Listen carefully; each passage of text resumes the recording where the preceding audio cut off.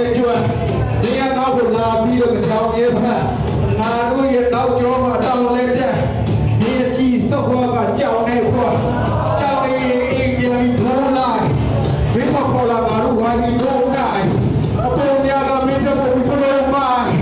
တိုင်းမေကြီးလိုက်တော့ oh my မဟုတ်ဘူးရဲ့မိုက်သားပဲတိုင်းလိုက်တော့